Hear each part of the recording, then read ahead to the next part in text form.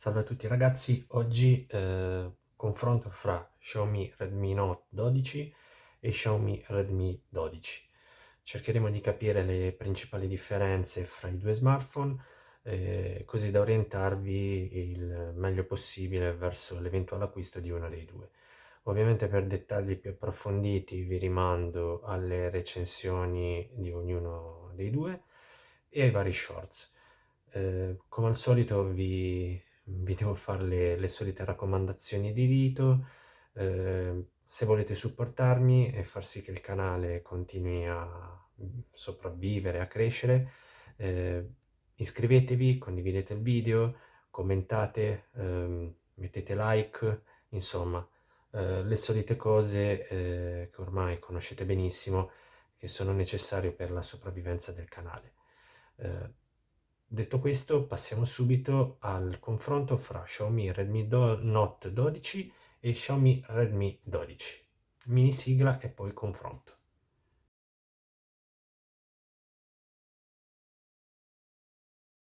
Cominciando dal design, Redmi Note 12 e Redmi 12, come potete vedere, si somigliano davvero moltissimo.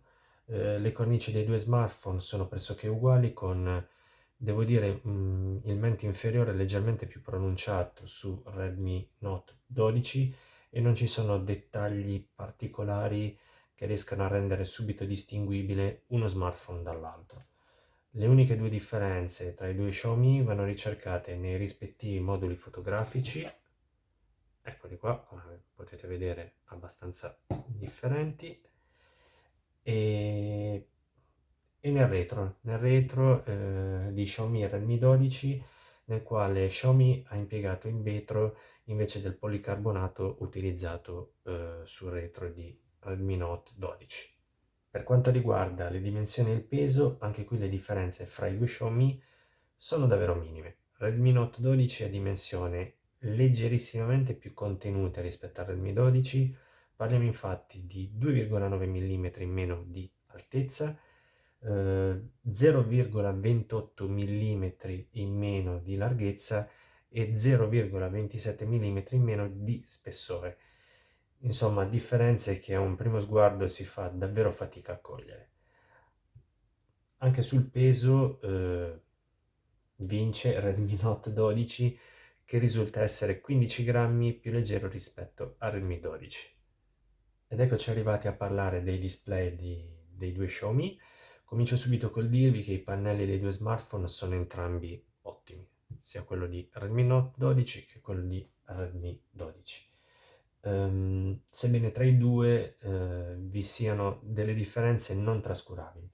Su Redmi Note 12 troviamo infatti un pannello di tipo AMOLED a 120 Hz, mentre il Redmi 12 è equipaggiato con un pannello dotato di tecnologia IPS con frequenza di aggiornamento di 90 Hz. I colori saranno quindi un po' più vivaci su Redmi Note 12 ed anche i neri guadagneranno maggiore profondità rispetto al pannello IPS di Redmi 12. Quest'ultimo comunque devo dire che si difende bene, in quanto il pannello IPS di cui è dotato è davvero un'unità ottima. Altra differenza è, come potete anche vedere e constatare voi dal video, è la maggiore luminosità offerta dal display di Redmi Note 12, che risulta anche più leggibile sotto la luce diretta rispetto per l'appunto al display di Redmi 12.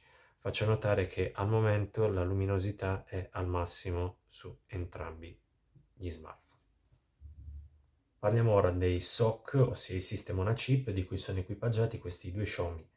Anche qui a spuntarla è il Redmi Note 12, con il suo Qualcomm Snapdragon 685 che, seppur non sia un mostro di potenza, risulta essere comunque superiore al MediaTek Helio G88 del Redmi 12.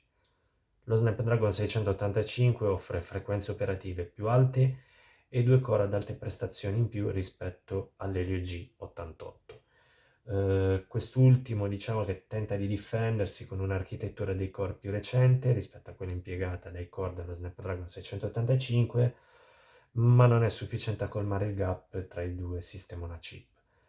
Per chiarire meglio le differenze prestazionali tra i due SoC, pubblicherò un articolo ad hoc sul blog, ma potete già farvi un'idea andando a leggere le recensioni scritte sia di Redmi 12 che quella di Redmi Note 12. Trovate comunque il link in descrizione. Quindi avrete già un assaggio delle prestazioni che vi potrete aspettare nel confronto.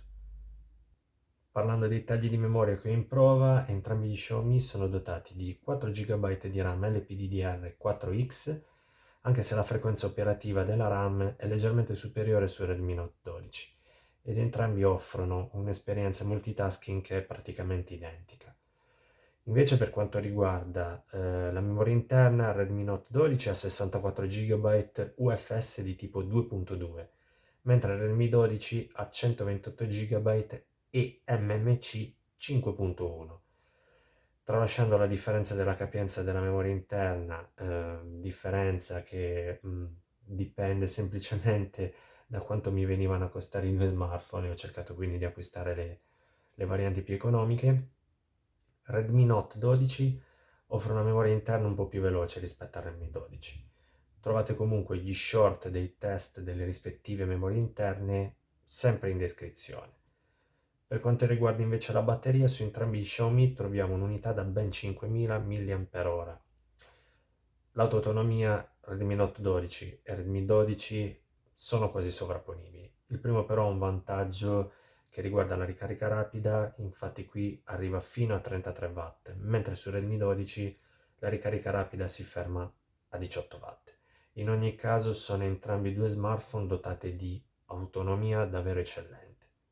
Sotto l'aspetto fotografico, le differenze tra Redmi Note 12 e Redmi 12 sono davvero minime, sia per quanto riguarda le fotocamere integrate, sia per la qualità degli scatti. Entrambi scattano foto di qualità, diciamo più che sufficiente, con il sensore principale, che è su entrambi un'unità da 50 megapixel, mentre si perde molta qualità negli scatti quando si passa all'utilizzo del sensore ultra wide, che è sia su Redmi Note 12 che su Redmi 12 un'unità da 8 megapixel. Redmi Note 12 la spunta leggermente su Redmi 12 grazie alla fotocamera frontale che è un'unità da 13 megapixel, mentre su Redmi 12 si ferma a 8 megapixel. Pressoché un pareggio fra i due smartphone per quanto riguarda la qualità dei video che vengono girati al massimo a risoluzione Full HD a 30 fotogrammi al secondo. Eccoci giunti alla fine di questo rapido confronto fra Xiaomi Redmi Note 12 e Xiaomi Redmi 12. In questo video ho evidenziato le differenze principali tra i due smartphone, ma se volete sapere qualcosa di più particolareggiato sull'uno o sull'altro, vi lascio in descrizione il link alle rispettive recensioni. Ragazzi, se il video vi è piaciuto, mi raccomando, lasciate un like, condividete il video, iscrivetevi al canale, insomma, come dico sempre, le solite raccomandazioni di rito. Ho bisogno di voi per far sopravvivere il canale e per portarlo avanti. Grazie mille a tutti quanti e arrivederci a presto, ragazzi.